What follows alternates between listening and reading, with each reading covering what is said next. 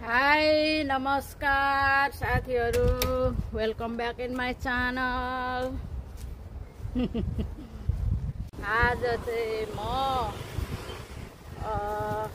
लन्डनको चाहिँ अक्सफोर्ड स्ट्रिटतिर चाहिँ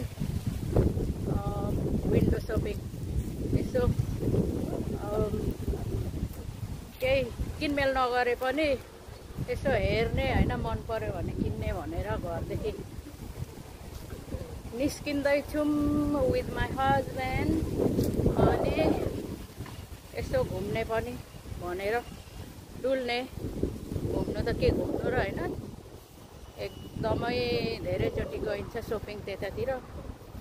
जहिले सपिङ गर्ने ठाउँ त्यतै हो र घुम्ने कुरो त भएन। यसो सपिङ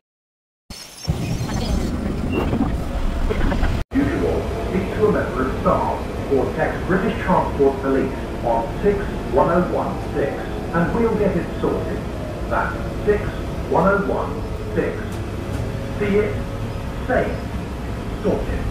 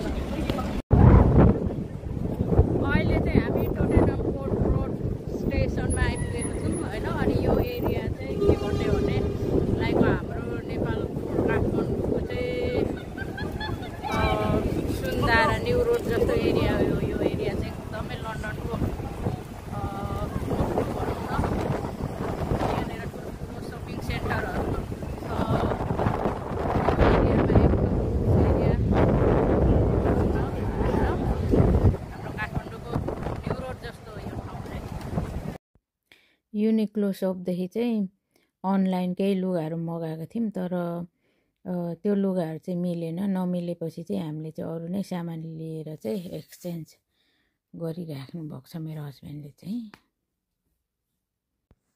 यो मेरो जुन पछाडि रातो लोगो भएको सोप चाहिँ युनिक्लो सोप हो हैन। यो चाहिँ अब जापानिज सोप भनेर भनिएको छ। अनि यहाँको लुगाहरू चाहिँ मलाई एकदमै मनपर्छ के, किनभने जुनै सिजनको पनि राम्रो राम्रो लुगाहरू पाउँछ हैन। गर्मीकोमा पनि एकदम सफ्ट शीतल खालको लुगाहरू पाइन्छ। अनि अब युकेमा चाहिँ एकदमै लेबर चार्ज महँगो भएको कारणले चाहिँ लुगाहरू खालि बाहिरैदेखि आउँछ नि त है। अनि यहाँको लुगाहरू पनि आई थिङ्क जापानमै बनेको हो कि हुन त कहाँ बनेको, तर एकदमै राम्रो छ।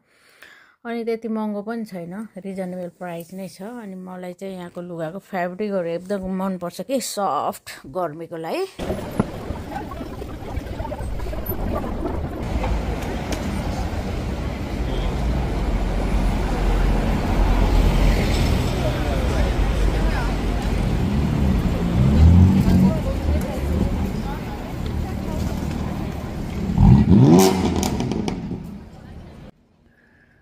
टोटेनहाम कोर्ट रोड स्टेसनदेखि चाहिँ झन्डै half an hour, more than half an hour हिँडेपछि चाहिँ हामी यो अक्सफोर्ड सर्कस एरियामा चाहिँ हामी आइपुगेको छौँ हैन। अनि यो एरिया चाहिँ अब लाइक अघि पनि भनिसकेँ, नेपालको काठमाडौँको मुटु सुन्धारा न्यू रोडहरू जस्तै हो यो चाहिँ है। त्यस्तै एक्ज्याक्टली त्यस्तै हो यो ठाउँमा चाहिँ। अब जसरी सुन्धारा त्यो न्यू रोडतिर सपिङ सेन्टरहरू हामी काठमाडौँ सपिङ गर्न जान्छौँ नि, त्यस्तै हो। मेरो चाहिँ धेरै जसो हैन फिजिकल्ली सपिङ गर्ने ठाउँ चाहिँ यही ठाउँतिर धेरै जसो पर्छ। यतातिर नै आउने हो धेरै जसो चाहिँ। अनि आज चाहिँ एकदमै क्राउड विकेन्ड मा नर्मली क्राउड हुनुपर्ने विकडेजमा पनि क्राउड नै छ, धेरै मान्छेहरू छ र यो एरिया चाहिँ एकदमै धनी मानीहरू बस्ने पोस एरिया हो। यो एरियामा चाहिँ अब 100 सप्सहरू होला, आई थिङ्क सो है। गनेर हिँड्ने कुरो त भएन, त्यस्तै लाग्छ। धेरै खालको दोकानहरू चाहिँ छ। अब सस्तो लुगाफाटाहरू किन्ने हो भने सस्तोमा पनि छ, अनि महँगो खालको एकदमै ब्रान्डेड होइन, एकदमै राम्रो राम्रो ब्रान्डको सोप्सहरू महँगोहरू पनि यो एरियामा पाउँछ। अनि त्यो भएर चाहिँ म चाहिँ जहिले पनि यो एरियामा होइन नकिने पनि म चाहिँ हेर्नैको लागि भए पनि जाने गर्छु बेला बेलामा। यो चाहिँ अक्सफोर्ड सर्कस ट्रेन स्टेसन हो। यहाँ चाहिँ धेरै जसो क्राउड नै हुन्छ होइन। अनि यो स्टेसनमा चाहिँ अब मेरो घरको स्टेसनदेखि चाहिँ सिधै ट्रेन पुग्छ क्या, सिधै ट्रेन पुग्छ। त्यो भएर चाहिँ मलाई चाहिँ एकदमै यो एरियातिर इजी लाग्छ र it doesn't take long time to reach here. अनि यो एरिया चाहिँ एकदम डेन्जर पनि छ क्या। यो एरियातिर एकदम डेन्जर हुन्छ। फोनहरू यसो बाहिरतिर निकालेर चलाइरहेको छ भने यहाँको चोरहरूले चाहिँ स्न्याच गरेर भाग्छ कि। यहाँको चोरहरू फेरि यस्तो खतरा हुन्छ कि अब एकदम ब्रान्डेड लुगाहरू लगाएको हुन्छ, चोर जस्तै देखिँदैन होइन। फोनहरू ठोकेर टाप ठोकिरहेको हुन्छ तुफान। ब्रान्डेड लुगा लगाएर हिँडेपछि अनि त्यो अब केटीहरूलाई हेर्ने भने त चोर्ने केटीहरूले हेऱ्यो भने बोटोक्स लगाएर चाहिँ पुरा कस्तो पर्फ्युम लगाएर अब हिँडिरहेको हुन्छ। अनि छेउ हुन्छ। त्यो तिनीहरूले पिक पकेट भनेर कसले विश्वास गर्ने होइन। अघि कुन बेला निकालिदिन्छ, बेलुका हो भने त। किनभने मेरो नानीहरूले धेरैचोटि फोनहरू हराएको छ यो एरियामा कि। त्यो भएर म चाहिँ एकदमै केयरफुल हुन्छु।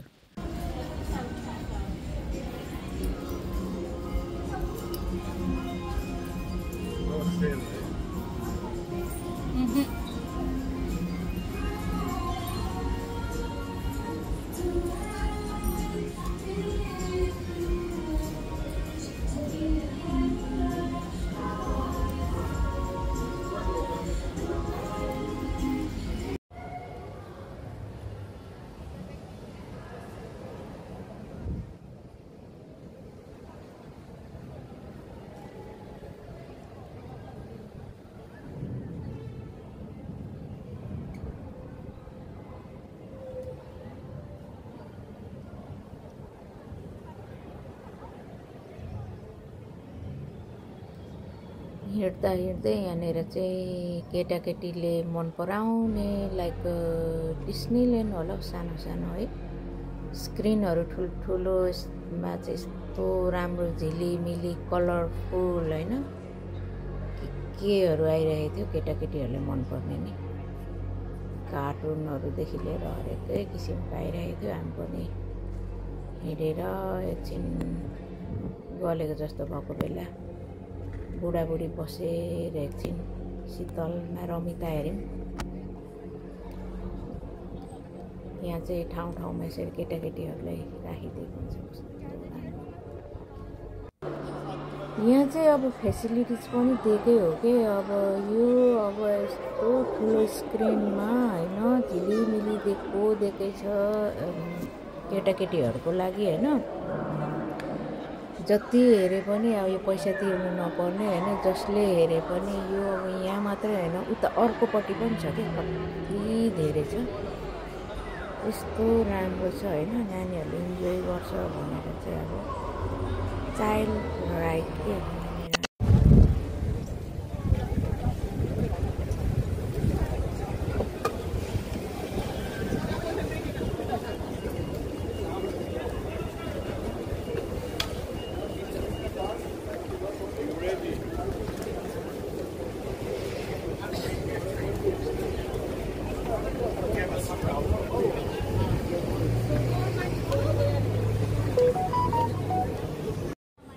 अब घर जाने बेला भयो। म एक्लै भएदेखि त म कहिले पनि किनेर म खाँदिनँ बाहिर हतपत होइन। मेरो हस्बेन्डलाई चाहिँ कफी किनिदिनु न हौ भनेर यहाँ चाहिँ कफी अर्डर गरेर वेटिङ दिइरहेको अवस्था।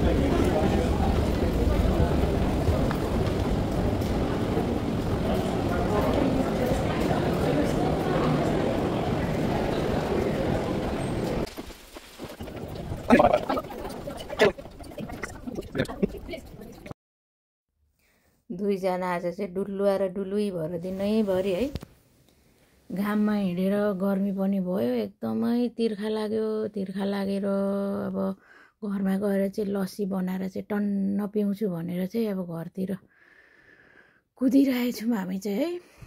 अनि thank you for watching everyone साथीहरू, थ्याङ्क यू सो मच हजुरहरूलाई, नमस्कार।